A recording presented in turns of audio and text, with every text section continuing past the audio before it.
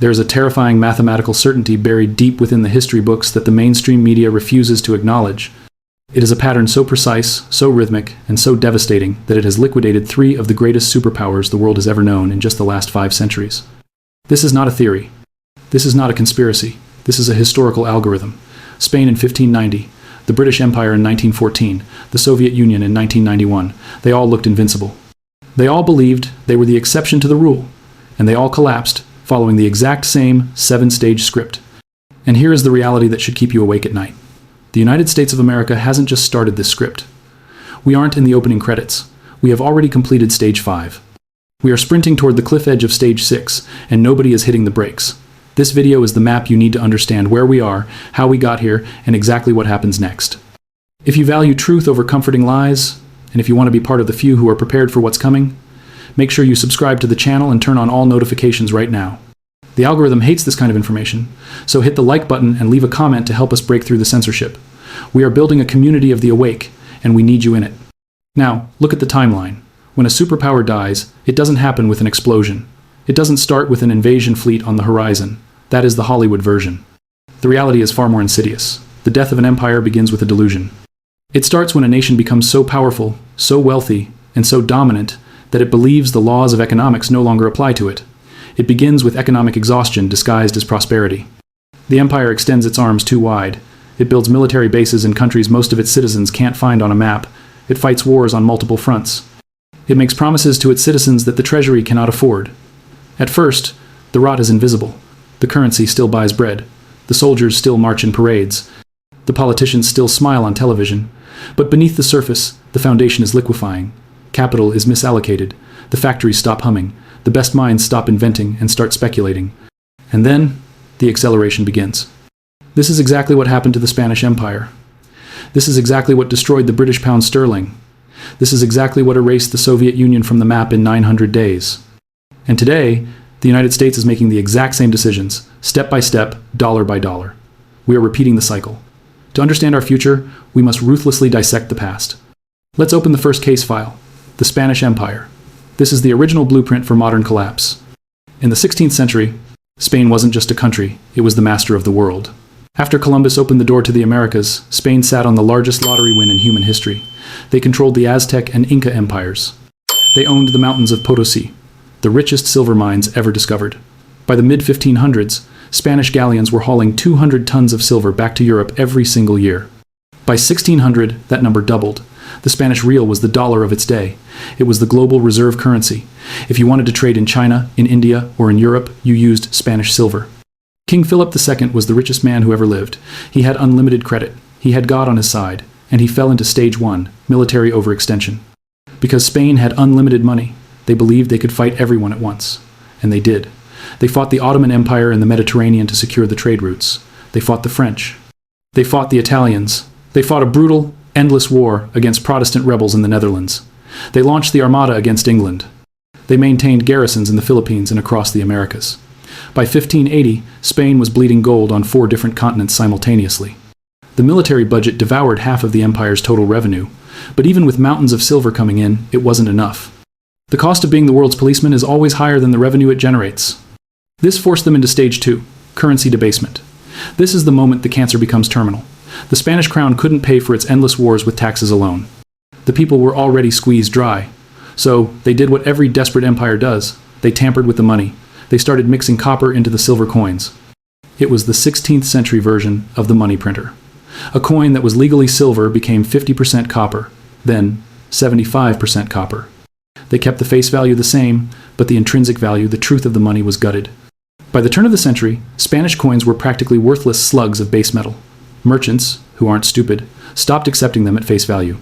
Prices skyrocketed. Inflation exploded. The wealth of the middle class was quietly stolen by the government through the devaluation of the currency in their pockets. Does this sound familiar? It should. But it gets worse. This leads directly to stage 3, the debt spiral. Because the debased currency wasn't enough, Spain borrowed. They borrowed from Italian banking families like the Genoese. They borrowed from German financiers. They borrowed against future silver shipments that hadn't even been mined yet. By 1557, King Philip II, the ruler of the richest empire on earth, had to do the unthinkable. He declared national bankruptcy. He defaulted on the sovereign debt. But did they learn? Did they cut spending? No. They restructured the debt, promised to be better, and immediately went back to borrowing. They defaulted again in 1560, then again in 1575, and again in 1596. 4 bankruptcies in 40 years during the absolute peak of their global power. They were addicted to debt because the system they built required constant expansion just to stay alive. This financial mismanagement triggered stage 4, loss of productive capacity. This is the most critical psychological shift in a dying empire. Because Spain had all the silver, they forgot how to make things. Why grow wheat when you can buy it from France? Why build ships when you can pay the Dutch to do it? Why innovate when you can just spend? The Spanish elite began to look down on manual labor and industry. Productive work was for peasants. Speculation and government service were for gentlemen. The manufacturing base withered away. Agriculture stagnated. The massive wealth flowing into Spain didn't stay there. It flowed right through them like water through a sieve, ending up in the pockets of their enemies who were actually producing goods. Spain became a hollow shell, a consumer economy that produced nothing but war and debt. By 1600, they were entirely dependent on foreign imports for their survival. They needed foreign ships to carry their trade. They needed foreign guns to fight their wars. They needed foreign food to feed their people. They had outsourced their survival. And the moment the silver mines began to run dry, the moment the flow of easy money slowed down, the illusion shattered. This led to stage 5, social decay. As the economy imploded, society fractured. The rich retreated into their gated estates, insulated from the inflation they created. The poor were left to starve. Crime became the only viable career path for many. The streets of Madrid were filled with beggars who used to be soldiers. But the most damaging aspect was the brain drain. The productive class, the merchants, the artisans, the thinkers, saw the writing on the wall. They didn't stay to go down with the ship. They left. They moved to England. They moved to the Netherlands. They moved to countries that valued production over consumption. Spain was left with a bloated bureaucracy of tax collectors, priests, and soldiers, but no one left to create wealth. Within a few decades, the Spanish Empire began to physically disintegrate. They lost Portugal, they lost the Netherlands, their economic engine. By 1700, Spain was a corpse. It was still large on the map, but it was economically dead. It went from being the singular global superpower to a second-rate regional player in less than a century. Today, Spain is a beautiful tourist destination, a place to visit the ruins of a glory that vanished because they ignored the math. That is the pattern: overextension, debasement, debt, hollowed-out production, decay. It is a roadmap to oblivion. But Spain was just the first. 300 years later, the British Empire would step onto the exact same stage and play the exact same role, with even more devastating consequences. Fast forward 300 years, the actors change, the technology advances, but the script remains hauntingly identical. Enter the British Empire at the dawn of the 20th century. The empire on which the sun never set. At its absolute zenith, London controlled nearly a quarter of the Earth's land surface and ruled over 400 million subjects. The British pound sterling was the undisputed king of currencies. It was as good as gold, because it was literally backed by the massive gold reserves in the Bank of England. Every central bank in Paris, Berlin, and New York held pounds. Global trade contracts were written in pounds. If you were a banker in 1900, betting against Britain seemed like betting against gravity. But the pattern doesn't care about prestige. It only cares about math. Britain had already entered stage 1, military overextension. By 1900, the cost of maintaining a global hegemony was becoming a mathematical impossibility. Britain had to garrison troops in India, Africa, the Middle East, China, the Pacific, and the Caribbean. They had to maintain a navy larger than the next 2 powers combined. And then, in 1914, the trap snapped shut. World War I began. Britain faced the ultimate imperial dilemma: stay neutral and watch Europe burn, or jump into the fire to maintain its dominance. They chose to fight. The cost was cataclysmic. The war burned through over $40 billion. In today's money, that is trillions. To finance this slaughter, Britain did something that signaled the beginning of the end. They went from being the world's banker to the world's beggar. They borrowed colossal sums of money, primarily from an emerging industrial giant across the Atlantic called the United States. By 1918, the war was won, but the ledger was broken. The creditor had become the debtor. This led inevitably to stage 2, currency debasement. Before the war, a British pound was a promise. After the war, it was a lie. During the conflict, Britain had quietly shipped tons of its gold reserves to America to pay for munitions and wheat. By 1920, the vaults were dangerously light. But the British elite, blinded by arrogance and nostalgia, tried to pretend nothing had changed. In 1925, they made a fatal economic error. They returned to the gold standard at the pre-war exchange rate. They artificially pegged the pound at a value it no longer possessed. This is critical to understand because we see the exact same arrogance today. By overvaluing their currency, they decimated their own export economy. British goods became too expensive for the world to buy. Factories closed. Unemployment in the industrial north soared.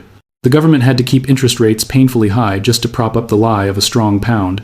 They sacrificed their domestic economy on the altar of their currency's reputation.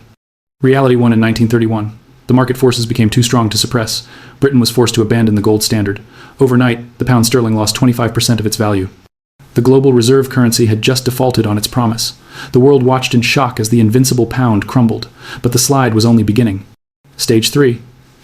The debt spiral intensified. World War II arrived before the debts of World War I could even be addressed. This time, the cost was another $120 billion. Britain liquidated its remaining overseas assets. They sold off their investments. They mortgaged their future completely to the United States. By 1945, Britain owed over $30 billion to the US and Canada, an amount larger than their entire GDP. They had won the war against Hitler, but they had lost the war for survival as a superpower. They were financially hollowed out. This triggered Stage 4, loss of empire. An empire requires money to maintain. When the money runs out, the flags come down. In 1947, Britain lost India, the crown jewel, the source of its immense wealth for 2 centuries. It was gone. The psychological blow was fatal. Over the next 2 decades, the retreat turned into a rout. They lost Africa. They lost the Middle East. They lost Southeast Asia. By 1956, during the Suez Crisis, the United States humiliatingly ordered Britain to stand down, proving once and for all that London was no longer calling the shots. Finally, Stage 5, currency collapse. The decline of the pound was a long, painful staircase down.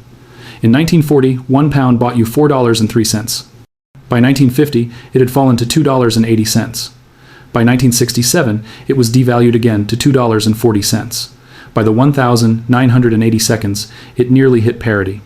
Today, the pound is just another fiat currency, trading around $1.27. The global reserve currency became a regional curiosity. Britain retained a seat on the UN Security Council and a nuclear arsenal, but these were just artifacts in a museum. The economic engine that drove the empire was gone, never to return. But if Spain and Britain seem too distant, too archaic, let's look at the most modern, most terrifying example: the Soviet Union. This collapse happened within the living memory of almost everyone watching this, and it happened with frightening speed. From 1945 to 1991, the USSR wasn't just a country, it was a distinct pole of humanity. They had 30,000 nuclear warheads. They put the first man in space. They controlled half of Europe with an iron fist. They believed their system, communism, was the scientific inevitability of the future. They believed they would bury American capitalism. For 45 years, they matched the West tank for tank, missile for missile. But while the military was strong, the heart was failing. Stage 1. Military overextension on steroids. The Soviet Union committed the cardinal sin of spending 15% to 20% of its entire GDP on the military. In comparison, the US spent vastly less of its wealth to achieve the same result. The Soviets tried to match American technology and American global reach with an economy that was a fraction of the size. They were bleeding cash in Afghanistan, their own forever war. They were propping up communist regimes in Cuba, Vietnam, Angola, Ethiopia, and Syria. Everywhere the US pushed, the Soviets felt compelled to push back, regardless of the cost. They bankrupted their society to maintain the illusion of parity. Stage 2. Economic stagnation and the loss of productive capacity. By the 1,970 seconds, the Soviet economy was a zombie. Central planning had suffocated innovation. Without the incentive of profit, factories produced junk that nobody wanted. Agriculture, despite the USSR possessing some of the most fertile black earth on the planet, failed catastrophically. By the 1,980 seconds, a superpower that could build space stations couldn't feed its own people. They were forced to import millions of tons of grain from their arch-enemy, the United States. They survived only on oil. They became a petrostate masquerading as a superpower. When oil prices were high, they could hide the rot, but the foundation was sand. Stage 3. Currency collapse. The Soviet ruble was a joke. It wasn't a real currency. You couldn't exchange it on international markets. Even Soviet citizens didn't want it. They hoarded dollars or traded vodka and cigarettes. The government had to use its dwindling gold reserves and oil revenues to buy foreign goods because nobody accepted their paper money. Then, in 1985, the hammer dropped. Oil prices crashed. The cash flow that was keeping the empire on life support was severed. Stage 4. Loss of empire. It happened in the blink of an eye. In 1989, the Berlin Wall fell. It wasn't pushed over by tanks. It fell because the Kremlin couldn't afford the bill to keep it standing. Eastern Europe, Poland, Hungary, Czechoslovakia, Romania walked away. The The strategic depth that Russia had sacrificed millions of lives to secure in World War II evaporated in months. The Soviet leadership watched helplessly. They were broke. You cannot project power when you cannot pay your soldiers. Stage 5. The final implosion. On the 25th of December 1991, the Soviet flag was lowered from the Kremlin for the last time. The Soviet Union didn't lose a war. It didn't suffer a plague. It committed suicide by economics. It went from being one of the two most powerful entities in human history to non-existence in less than 900 days. The collapse was total. The currency became toilet paper. Pensioners starved. The military sold its weapons on the black market to feed themselves. 3 empires. 3 different centuries. 3 different political systems. Monarchy, parliamentary democracy, communism. It didn't matter. The pattern remained absolute. Military overextension leads to economic exhaustion. Economic exhaustion leads to currency debasement. Debasement leads to a debt spiral, and the debt spiral leads to collapse. Now, take a deep breath. Look at the United States of America in 2025. We are not immune. We are not special. We are simply next. Let's run the diagnostic. Stage 1, military overextension. Check. The United States currently maintains over 750 military bases in more than 80 countries. We have active duty troops deployed in over 150 nations. We are funding a proxy war in Eastern Europe. We are defending shipping lanes in the Middle East. We are preparing for conflict in the Pacific. We are the primary funder of NATO. Our defense budget is approaching $900 billion a year, more than the next 10 nations combined. And yet, ask any general, and they will tell you we are stretched to the breaking point. Our recruitment numbers are plummeting because the population is losing faith in the mission. Our stockpiles are depleted. We are trying to police the entire globe while our own borders remain porous. We have committed to fighting Russia, containing China, and suppressing Iran simultaneously. It is the classic imperial trap. We have confused dominance with sustainability. We are Spain in 1590. We are Britain in 1914. We are overextended, and the bill is coming due. Stage 2. Currency debasement. Check. In 1971, President Nixon closed the gold window, severing the dollar from any tangible asset. It became a pure fiat currency, backed only by faith and government decree. Since then, the printing press has never stopped. But look at the acceleration. Since the year 2000, the U.S. money supply has expanded by over 400%. In just the few years following 2020, we printed more than 40% of all U.S. dollars in existence. The result? The dollar has lost over 98% of its purchasing power since the Federal Reserve was created. We aren't shaving copper into silver coins like the Spanish kings. We are typing zeros into a computer at the Federal Reserve. The mechanism is cleaner, but the theft is identical. Every dollar printed is a tax on your savings, your wages, and your retirement. We have debased the currency to pay for the empire, exactly as the pattern predicts. Stage 3, the debt spiral. This is where the math becomes undeniable. The United States national debt has exploded past $36 trillion. That is 120% of our GDP. But the scary number isn't the principal. It's the interest. Interest payments on the national debt are now approaching $1 trillion annually. We are spending more on servicing our past debt than we spend on our entire military. Think about that. We are borrowing money just to pay the interest on the money we already borrowed. We are running deficits of nearly $2 trillion a year during peacetime, with a purportedly growing economy. This is not sustainable. It is a mathematical death spiral. When Britain reached these debt to GDP levels, its empire dissolved. When Spain reached these levels, it defaulted. There is no way out of this trap without defaulting or hyperinflating the currency to worthless confetti. We are trapped. Stage 4, loss of productive capacity. Check. Look around you. The Rust Belt isn't just a region. It's a symbol of the American economy. We stopped making things.